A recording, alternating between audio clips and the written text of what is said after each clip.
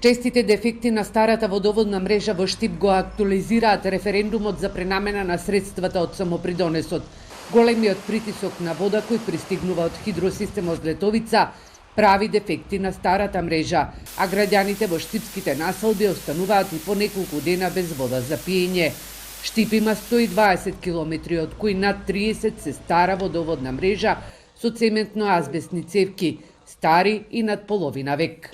Тоа е една долгорочна инвестиција која што во една година не може финансиски да се издржи никако, така да ние сме со локалната самоуправа решени да инвестираме што се вика подземја, односно да ги заменуваме водоводните линии, затоа што водоснабдувањето е едно од примарните дејности на јавното претпријатие, но и секој граѓанин сака редовно водоснабдување со квалитетна вода.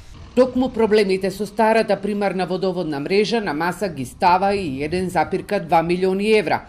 Овие средства ниту еден градоначалник ги нема искористено, бидејќи за нивна пренамена е потребен референдум. Градоначалникот на општина Штип Иван Јорданов вели дека бидејќи се собрани со учество на сите граѓани во 90-тите години за изградба на брана Козјак, ќе мора на референдум да се одлучи во кои проекти ќе се искористат. Средствата кои што се на сметка од самопридонесот, кои што со години наназад не се користат и се подложни на, инфлација, затоа што од година во година губат вредност, истите тие средства да ги консултираме нашите сограѓани заедно со сите политички чинители во нашиот град да бидат наменети за реконструкција на застарената водоводна мрежа.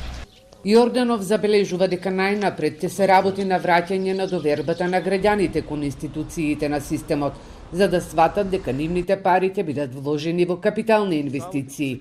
Овие средства не се доволни за целосна реконструкција на старата мрежа, но најпрвен ќе се побара мислењето на граѓаните и на политичките партии во локалниот совет, со цел да се утврди дали има консензус за успешен референдум, бидејќи претходно Штип имаше 2 неуспешни референдуми токму за овие пари.